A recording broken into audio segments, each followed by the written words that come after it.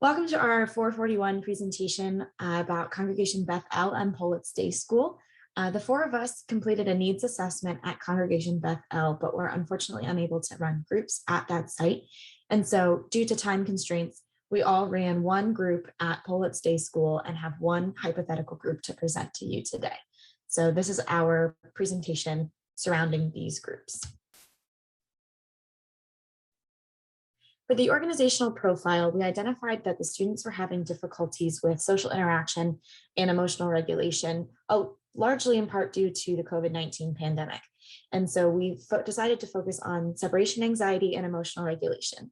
And the process of identifying these challenges was largely due to the staff at Congregation Beth El, given that we were not able to identify the needs through observation ourselves. The group protocol focus overall was to increase students' ability to engage in social participation through increasing emotional regulation and awareness. And the expected outcome was for the students to be able to identify emotions both in themselves and in others, as well as to learn strategies to regulate themselves and their emotions in the classroom. The long-term goals identified by Kayla and Carissa were that group participants will independently identify the differences between emotions for engagement and social participation in 3 out of 3 trials by the end of 4 sessions. Their second goal was group participants will independently identify 3 strategies for emotional regulation by the end of 4 sessions to prevent negative behaviors in the classroom. Similarly, the goals identified by Abigail and Dominique also revolved around emotional regulation and social participation in the classroom. So my first group was called the Invisible String.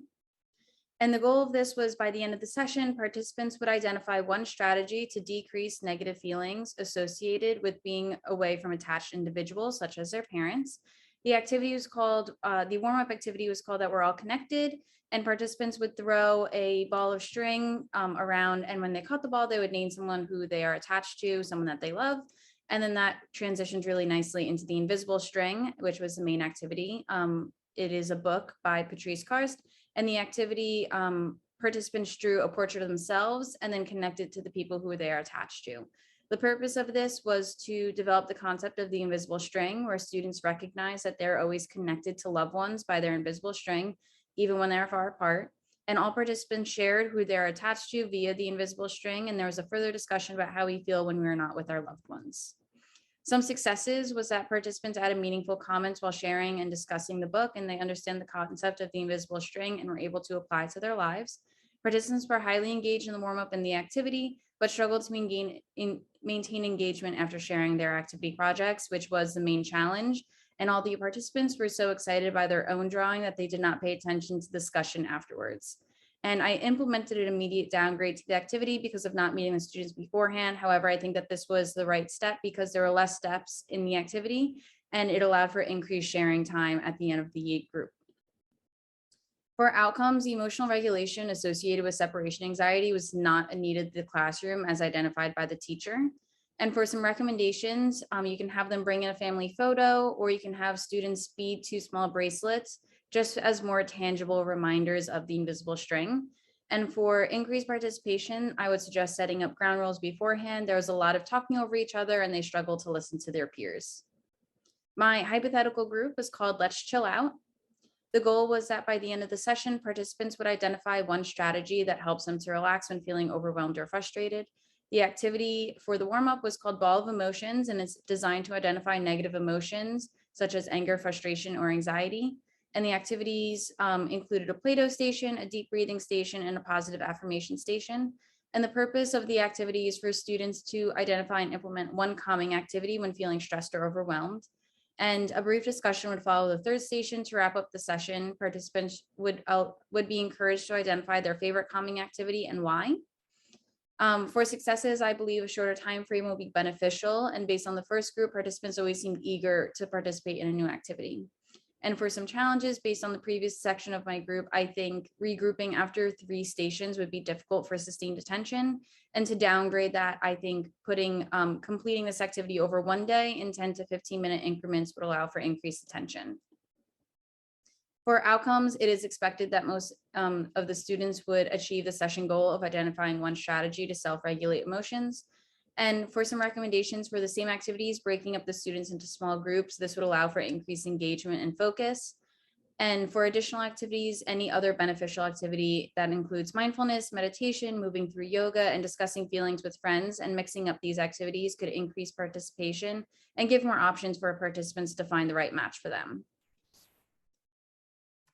The group session I ran was called Lion or Lamb.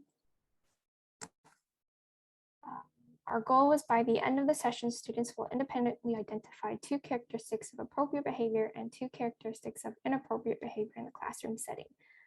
For our activity, we did animal stretches as a warm-up. There's some pictures on the left as examples.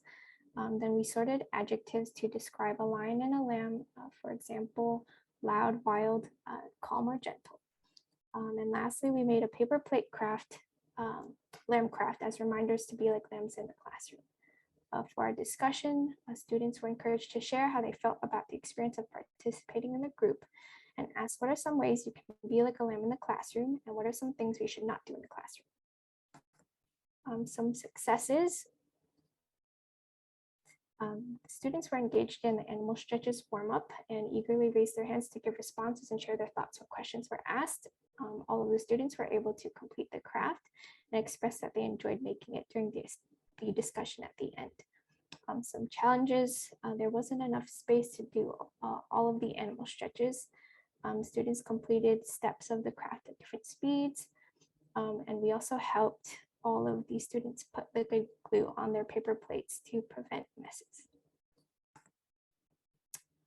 For our outcomes, I asked the teacher on a scale of 1 to 10, how would you rate the students' abilities to identify appropriate and inappropriate behaviors in the classroom? This improved from a 2 to an 8.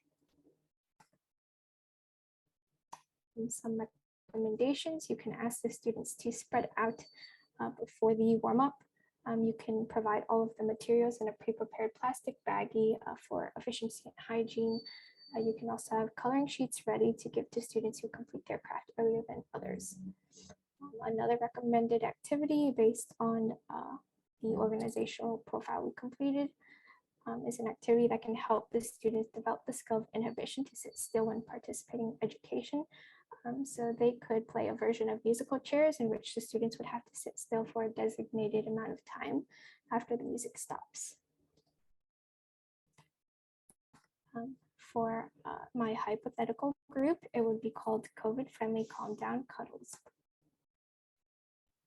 The goal is by the end of the session, students will independently identify 3 strategies they can use to calm themselves down when they are feeling upset. As the warm-up, the students would line up and take turns sorting images of people who are happy, sad, or angry into containers that are placed around the classroom. And to begin the activity, the group leader would go over several strategies that the children can use to calm themselves down when they're feeling upset. For example, counting to 10, going to a quiet corner, or hugging a pillow. And then lastly, the students would make and decorate a no-sew pillow out of felt sheets. For the discussion at the end, students would be encouraged to share how they felt about the experience of participating in the group. They would also be asked to recall what strategies they learned they can use to calm down and situations in which they might choose to implement those strategies. So based on our previous experience, we think that the students would have enjoyed the opportunity to move around the classroom during the warm-up.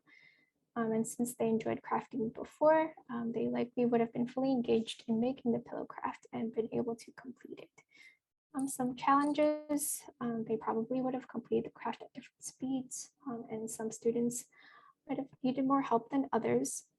And a potential downgrade for the warm-up is only having images with happy and sad emotions. Some outcomes that we speculate, they probably would have been able to achieve the short-term goal that we identified. Some recommendations is to provide some emotion-related coloring sheets for students who finish making their pillow earlier than others.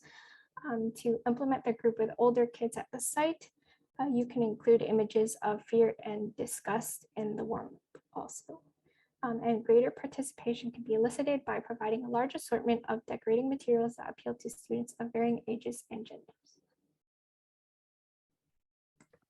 My first group was called Dancing to Decode Emotions, and it was a variation of freeze dance. And the participants, the goal was for them to be able to independently identify 3 emotions portrayed by other people in an effort to increase the awareness of others and increase their social skills. So during the pauses of freeze dance, the children were instructed to imitate the occupational therapy student, who was me, the leader, and be able to imitate the body language and facial expressions and identify the emotion that the student was making. But they also were able to do that with their own peers. They were very successful with both.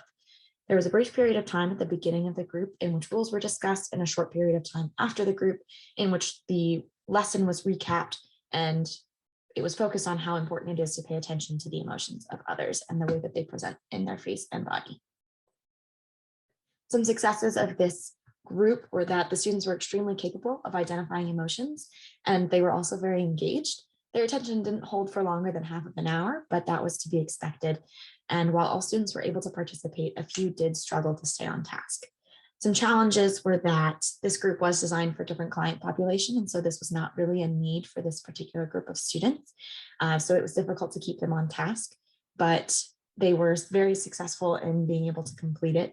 And the downgrade I had created, I initially implemented, but then returned to the original activity of having the students identify their peers' emotions rather than the OT students' emotions. And the students struggled to not talk over one another, which I think they were all very excited and engaged, so it was difficult for them to take turns and wait for another student to stop talking. Outcomes, like I said, they were very successful in identifying the emotions before the group, but also after, so there was only a slight increase. And I think recommendations would include getting the classroom teacher involved from the very beginning to incorporate more adult hands in the task. And also to increase participation, you can choose songs that the kids are really familiar with and perhaps provide them with specific movements so that they are decreasing their dangerous movements.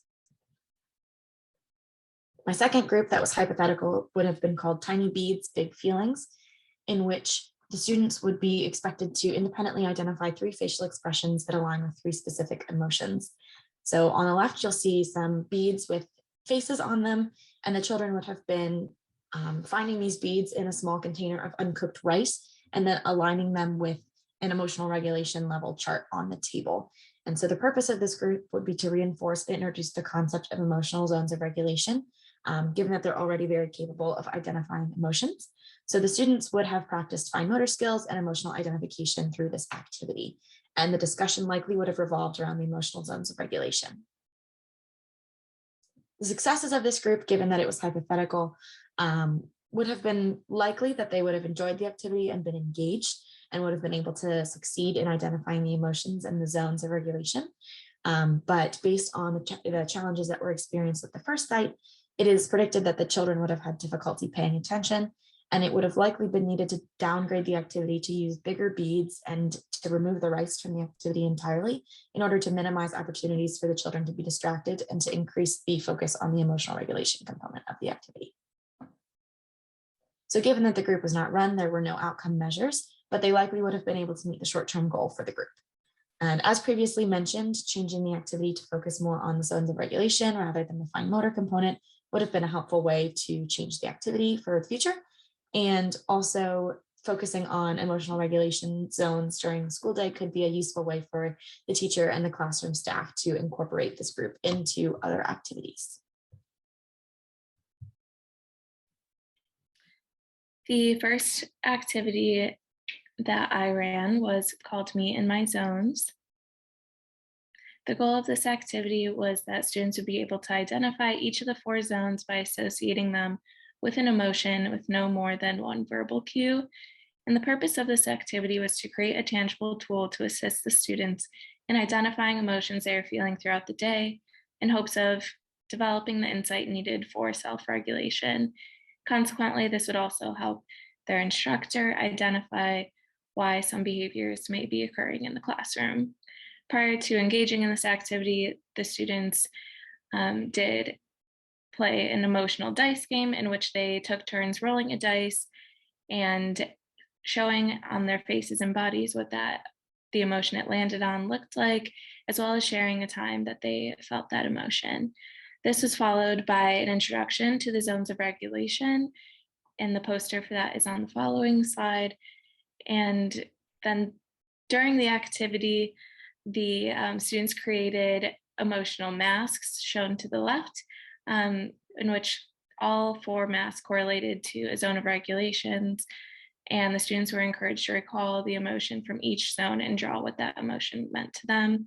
The discussion around this activity involved what our bodies and faces looked like when we're in each of the zones, and the students identified what emotions and zones may be appropriate in different settings, such as school or even at home.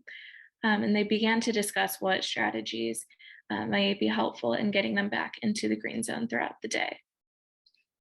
Successes in running this group were that the students, as mentioned in previous groups, they were very successful in identifying what emotions looked like, and they also were able to correctly identify which zone that those emotions belonged in. And the challenges of this group were that they had difficulty taking turns throughout the session and respecting their peers. And some students had challenges drawing the emotions on their masks. Outcomes prior to the group, I asked the instructor how she would rate the students' ability on categorizing emotions, with 10 being the best on the scale, and she rated it at 5. Within that 30-minute activity, this did not change. She gave a 5 at the end of the intervention as well. So recommendations would be to have other facilitators present to manage behaviors throughout the group, provide students with examples throughout the session, including emotions in each zone, what may trigger those emotions, and to have a physical example of the craft. It would also be helpful to establish group reminders prior to beginning the group to promote respectful group dynamics, and for a follow-up group, have the students identify strategies to enter and stay into the green zone. The second group that I designed was a hypothetical group, in that it was not run, but it was called Happy Hacks. And the goal of this session was that participants would be able to identify 3 strategies to get into the green zone and 3 positive reminders of verbal cues as needed, with the purpose of using the zones of regulation curriculum to facilitate an understanding of how students can take control of their emotions and utilize strategies to get back into the green zone and calm down throughout the day.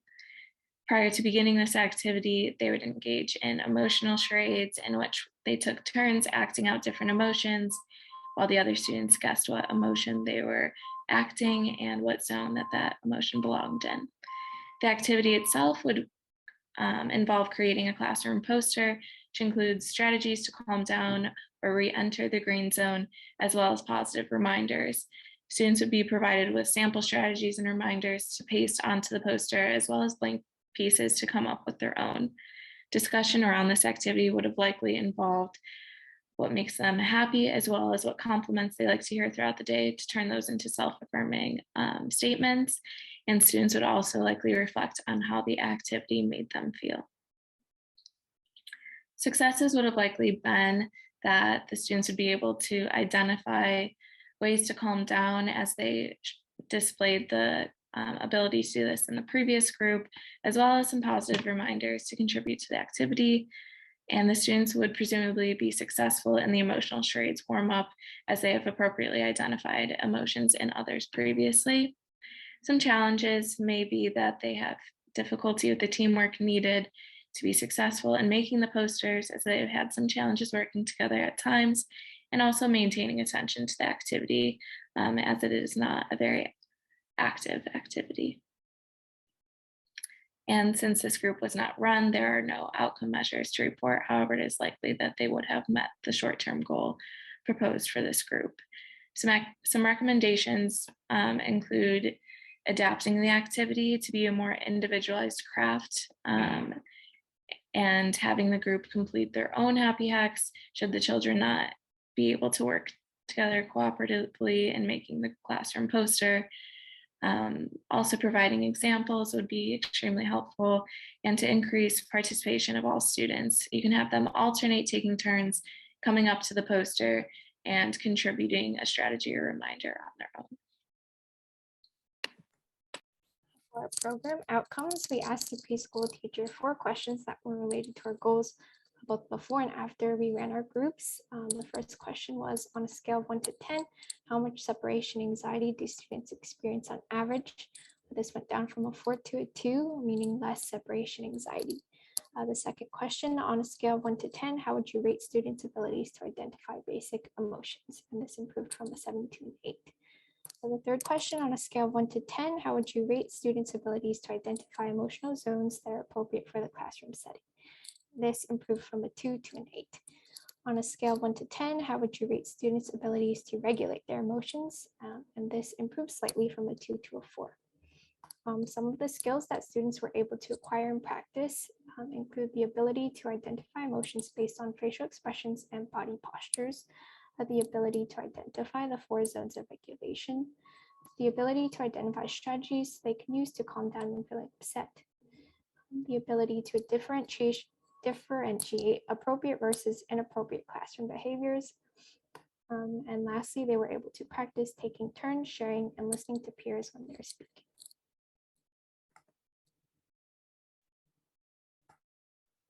So for some conclusions, we did not have the opportunity to complete a needs assessment at the Politz Day School. And so because of that, it was difficult to gain group participation. The needs of the participants did slightly differ from the target and goals of the group protocol that we designed. And some of the strengths of the organization contributed to our group development and success, and that included supportive staff and the availability of space and art supplies. The mission and values of the Jewish Federation of Southern New Jersey does mirror that of the occupational therapy process.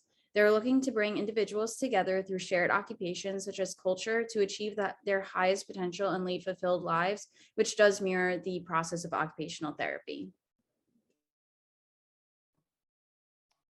For our reflections, as a team, we learned the importance of clear communication and being flexible. For our individual reflections, one group member learned the importance of taking not only the needs of the clients into consideration, but also their interests. And another group member shared that every 4-year-old boy is entirely different than the one sitting next to him. Planning a group to try and benefit each individual child can be difficult, but rewarding if done thoughtfully and carefully. Some pearls of wisdom we would share with future students attending this site are to bring more supplies than you think you'll need and to be prepared with upgrades and downgrades for your activity. Here is a list of our references. And the OT slogan that we came up with is helping small hands do big things. And this is a slogan that we chose because the purpose of pediatric occupational therapy is to set up children for amazing things in the future. And at the core of our group protocol was emotional regulation. So the purpose was that through emotional regulation, we're helping our small hands do bigger things in the future. And that could give them the confidence or knowing that they'll be okay in trying new things. To conclude, we'd like to thank Leslie for being so flexible, accommodating, and encouraging throughout the whole process. We'd like to thank Maura Isabel for letting us come into your classroom and contribute to your students' educational experience. And lastly, thank the Jewish Federation of Southern New Jersey for providing quality education to children and for allowing us to learn from your organization.